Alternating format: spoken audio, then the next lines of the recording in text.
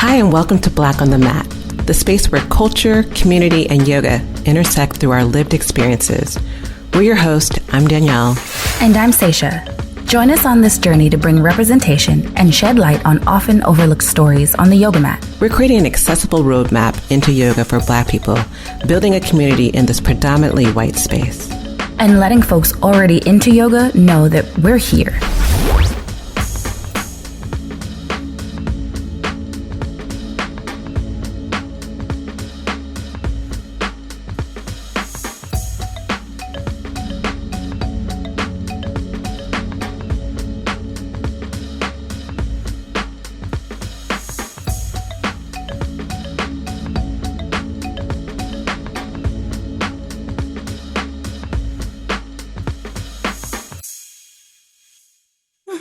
Oh, should I be yogi-y? You are yogi-y. You're in your yoga shirt, girl. Well, I mean, sure. I have suspenders. It looks like I have suspenders on, so I just feel like you look fabulous as usual. I don't know what the world you're talking about. I'm like loving the hair. Okay. I love the shirt. You are looking fabulous.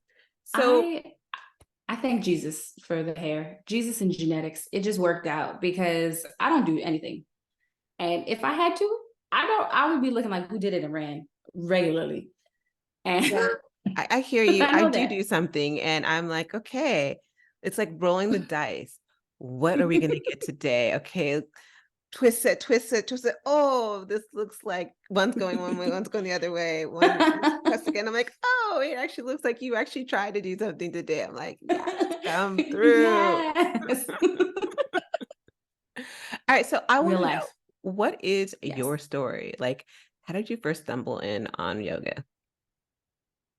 So I started yoga because my best friend got into it. My best friend is also a certified teacher.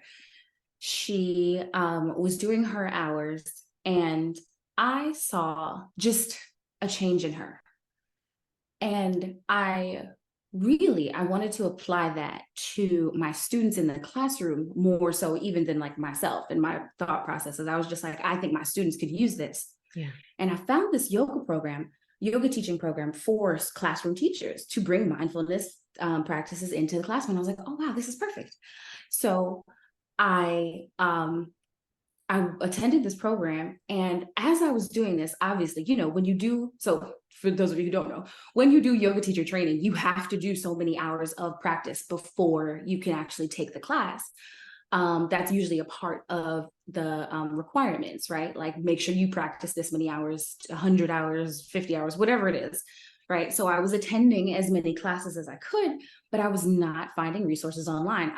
Because everything I was looking up, I saw zero representation of a body that worked like mine, looked like mine. And I saw it was mostly white people, mostly very trim, slim, slender, long white people that live somewhere where there's just pure white walls. And just the white wall, girl. I'm like, that's the only representation of yoga. Like that's the image just cemented in my mind, right? And because that was what was really presented in our Western media in that time. And there's nothing wrong with people that look like this practicing yoga. I'm not saying to keep them off the mat. I'm just saying, where is my space on it? Right. So as I realized, like, I don't see the resources, I said, well, just then once I'm educated about what it is, I'm going to provide the resources. I'm a teacher, so I'm a school teacher by education, right? I have a master's degree in the art of teaching middle school to high school math, special ed. That is what I do, or that's what I did, I should say, at the time. And so I was teaching high school, and my children were so smart and so capable, but they were afraid, like had crazy testing anxiety. And so like I was just trying to do it for the kind of peace of mind that I could provide for them. And then I found also so much peace here. I found so much growth in the space in my body, and it felt good to practice, and it felt good to be consistent, to go to class. And I love teaching. And I literally started this with a path of teaching in mind, which a lot of people don't. Like that's a very rare occurrence, honestly. Yeah. but it took over. And then, things happen where I start talking about life and talking about yoga and having the conversations. And it was a side hustle up until the pandemic. I was teaching yoga a couple classes a week in the gym. And then I showed what I showed online, right? I would put videos of me teaching and things like that, or showing poses. And then I got in like a couple of yoga challenges and started working with brands. And then when the pandemic hit, I started teaching online. And that has changed a lot. I've met a lot of people, including yourself. And I just got more involved in this wellness space, all the way to the point where now I'm teaching yoga retreats internationally with amazing women that are just super talented and smart and just have not also felt represented in this space. And I am not stopping. Here we are starting this podcast. Here we are. No, and I love it. My yoga journey in a nutshell. And I love the fact that you named your yoga Thick Thigh Yoga, because it's us. It's us. Yes, absolutely. I legit, I was just like, I don't feel the representation. I don't see it. So I need to be clear about what I'm representing here and presenting to y'all. Yeah. Like it needs to be clear who I am here to represent. And and that's the thing too. I don't necessarily feel like my practice is only for Black women, but it is largely for Black women.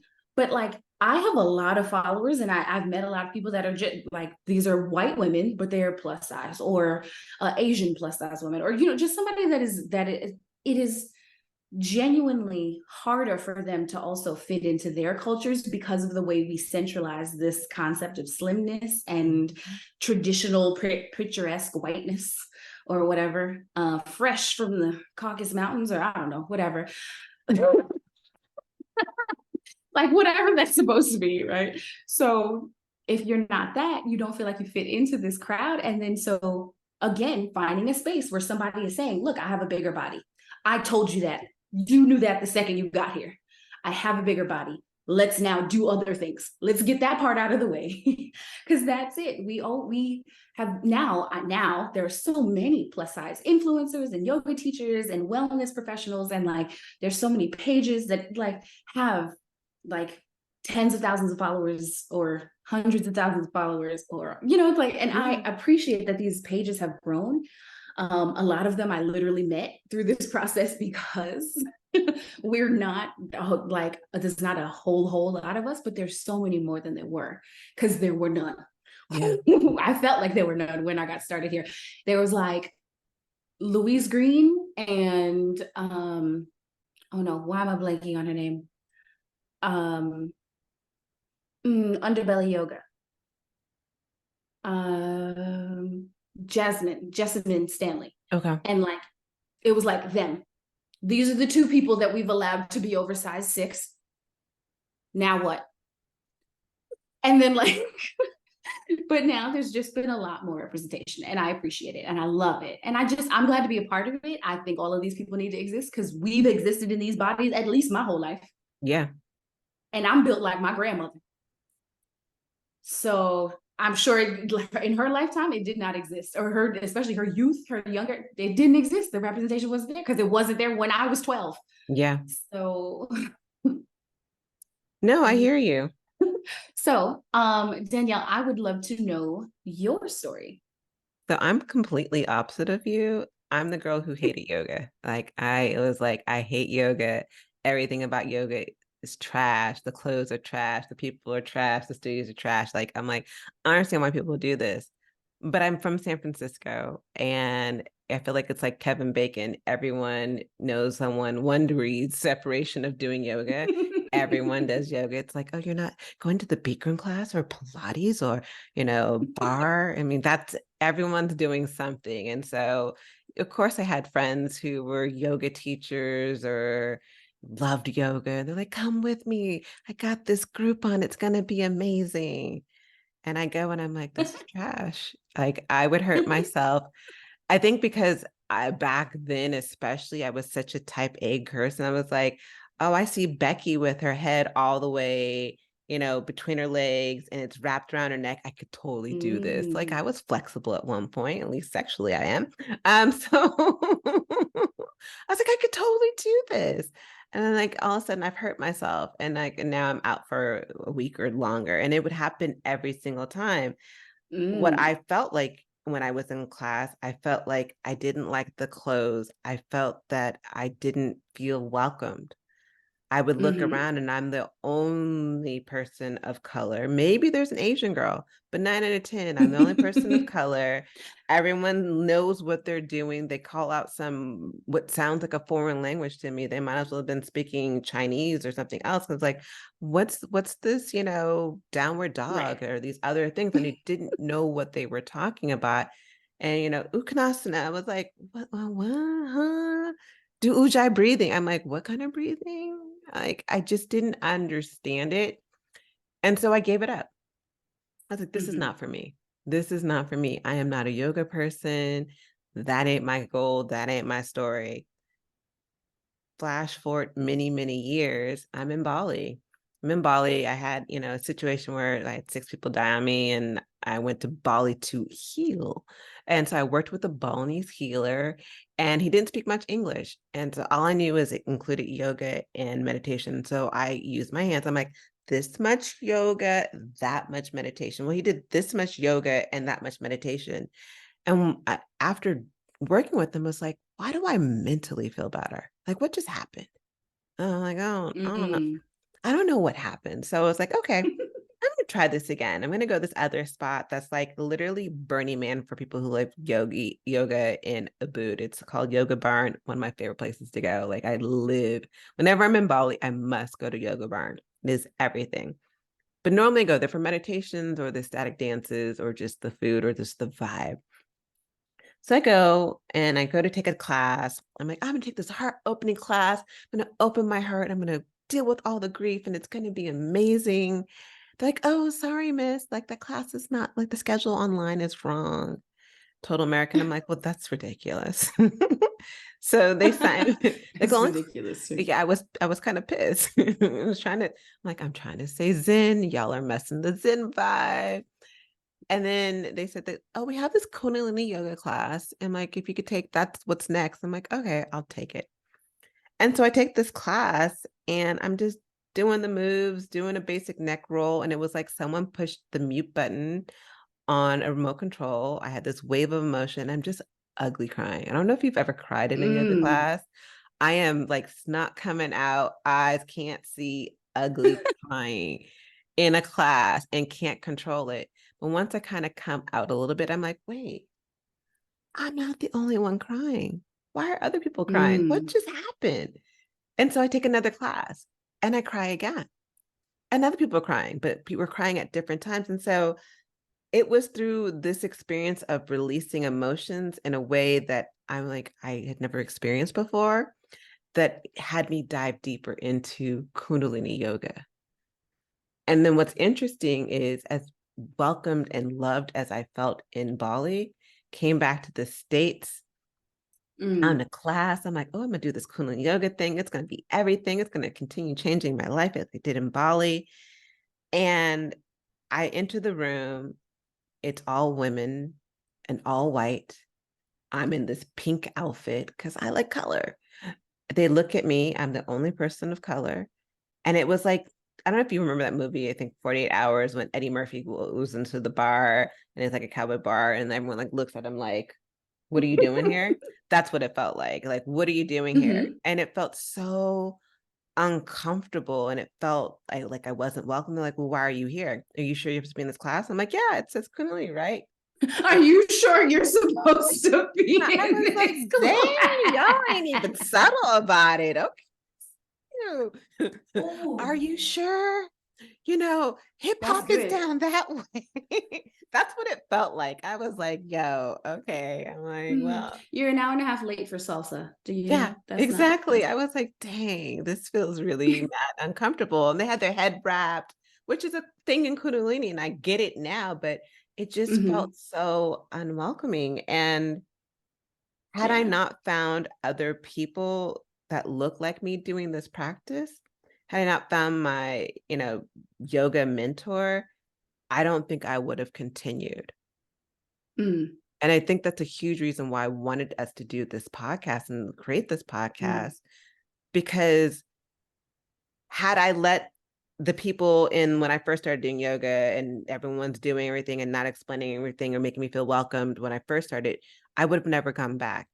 I would have never come back if I hadn't felt what I felt in Bali with the Balinese healer. Had I let these women be my only representation of Kundalini yoga in America, I would have never gone back to a practice that has been so instrumental in my life. And that's mm-hmm. for me why I want people to not miss out because of the other people who have a tendency to block people who look like you and me. So what's your kind of story? Why did you want to do this podcast?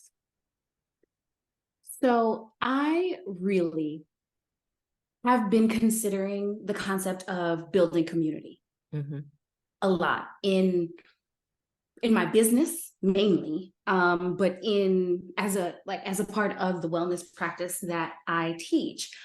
I've realized that, just like I said, the level of representation wasn't there. Now I'm seeing that, again, since the representation is continuing to build, there's still not necessarily a sense of a community a lot of the time.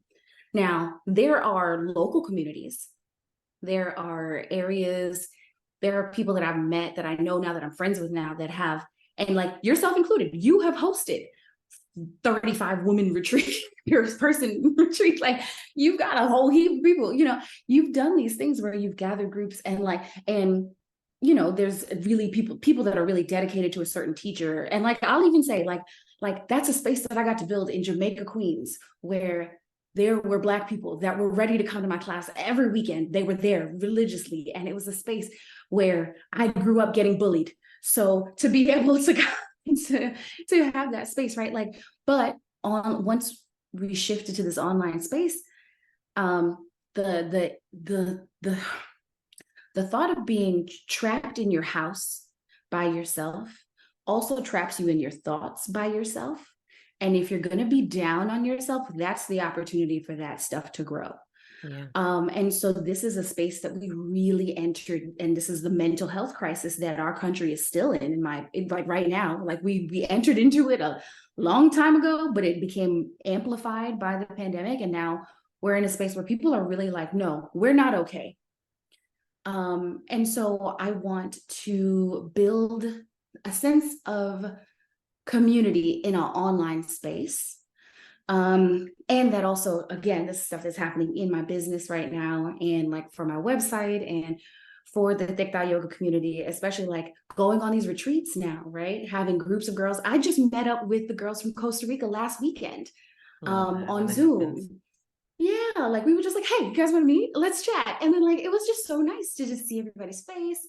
And like not everybody could make it, unfortunately, but like that's real life. But it was a space where we felt all very welcome and very excited to see each other. And that's the exact opposite of the situation that you just described in your yoga class that you were excited for coming back, right? Mm-hmm. I want to be able to create more of that space.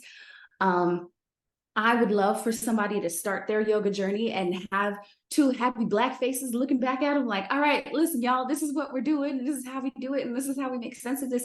If I felt more of that representation when I started, maybe I would have, built my practice a little different. Now, at the same time, maybe I wouldn't be right here. So yeah. I have to respect the way the world works and the universe and me, everything falling the way it's supposed to. But I want to be able to create that space here.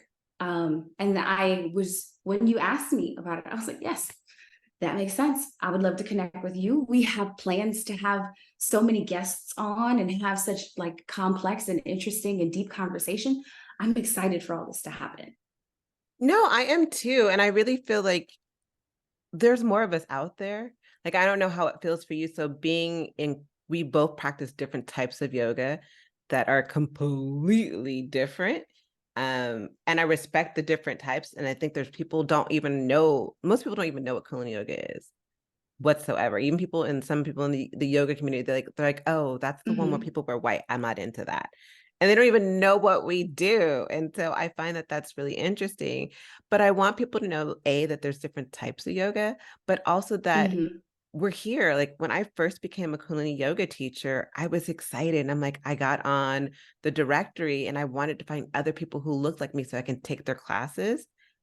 Do you know Mhm. how many pages? You know, when you have like you're like going through and it says 1, 2, 3. I went through over 20 pages, found 1 or 2 people max. Wow. It's taken me a really long time, and we're out here, but Mhm. it's taken me a long time to find us. And so I think it's important for have this space to have people who are already in yoga to know that, hey, we're here. We're creating this community that you want.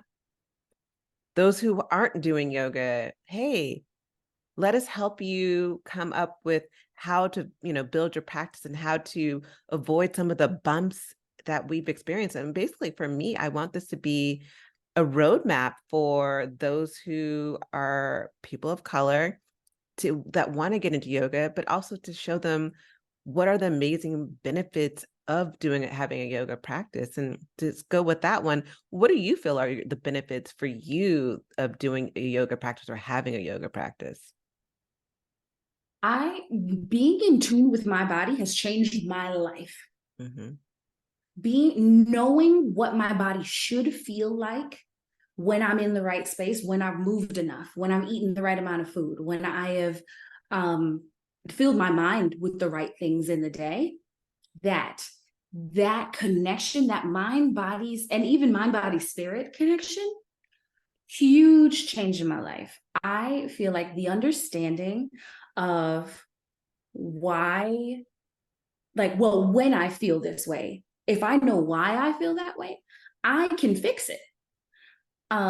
And one of the things that I teach in my classes, I always say that physically, to me, the purpose of yoga is creating tension on purpose and releasing it on purpose. Yeah.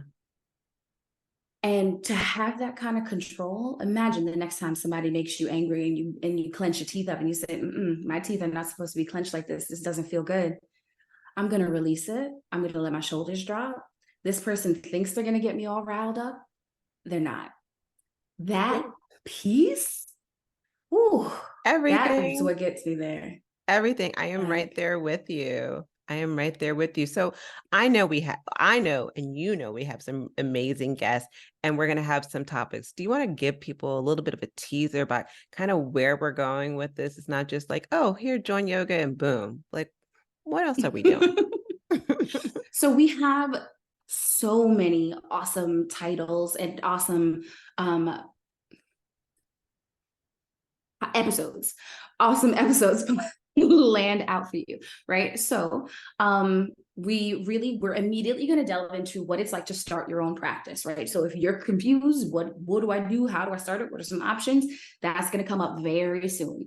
And then we really want to break some stereotypes, the things that the myths and the lies and all the foolishness that we've heard about yoga. We want to break those down and, really show people what the connections are and what they really aren't, the things that aren't true at all, why somebody might feel this way, but the things that we really don't need to be concerned about. Then we're also going to bring in guests that are representing the male perspective of yoga, the navigating the white spaces of yoga, cultural appropriation, weed and yoga, right? Like there are a lot of really interesting topics that I'm so excited to have these conversations and connect each other, right? Like the people that we know, connecting each other to more wellness practitioners that look like us for the most part, right? Yeah. Because we still need to be diverse here and we want to be diverse here. We want to make that connection of like, yeah, so sometimes there's athletes and yoga, right? And you have a team of people, they're probably all not going to be the same color either, right? So Yeah. we have to be able to be and navigate these spaces and have these kind of conversations. Do you know what episode you're excited for the most? Oh, that's a good question. I think for me, it might be the episode on breaking myths or looking at yoga and spirituality? I don't know. The weed one is interesting too, because I've done weed yoga, and of course, because it's legal here in California, and I'm just like, oh, everyone's just like, oh, you're supposed to bring your own. I thought you were supplying. No, you don't. Yeah. Oh, no extras. I will give the hint on that one. The beautiful thing about that, I was welcomed as a Black person. Oh, you didn't bring yours? Here you go. I mean, that's very, California is very giving in their weed. So yes. Absolutely. Because of the abundance and the closeness. Yeah, I know. I taught a couple classes in New York because it's legalized in New York too. Yeah. Yeah. I think it's going to be amazing. So for you, if you had one hope, well, you probably have more, but one wish, one hope of what you want people to get out of this podcast, what would you say that would be? I hope that people get a sense of comfort with yoga from this podcast. Whatever that is, whether they never even make it to the mat, but they get to listen to all these things and become more informed and intelligent on the subject and can feel like this is a good resource to share. I think that is the least that I want to hope for. I want to create that sense of comfort with this information. What about you? For me, I want people to realize that we're here. And it's not just Black people. I want other people to realize Black people are in this wellness space. We're here. We're here. And we're really not going anywhere. We're here. Period. Yes. That's it. We are here. That's a good one. Because I that is the connection, right? We feel like we don't exist in the space. So that's why it's hard for us to join it. Yeah. So I appreciate that. Well, I hope people come back to listen to other episodes on Black in the Mat, because they're going to be everything. We're excited, and we hope that you are too. Until then, we'll see you guys next time. Ciao. Yes. Bye. Thank you for joining us today on Black on the Mat. Let's continue connecting, sharing our stories, and sowing the benefits of having a yoga practice in your life. Subscribe to Black on the Mat on Instagram, TikTok, and YouTube. I'm Saisha, and you can find me at Thick Thigh Yoga on all social media platforms and thickthighyoga.com. I'm Danielle, and you can find me at Hellowell with Danielle on IG, YouTube, and hellowellwithdanielle.com.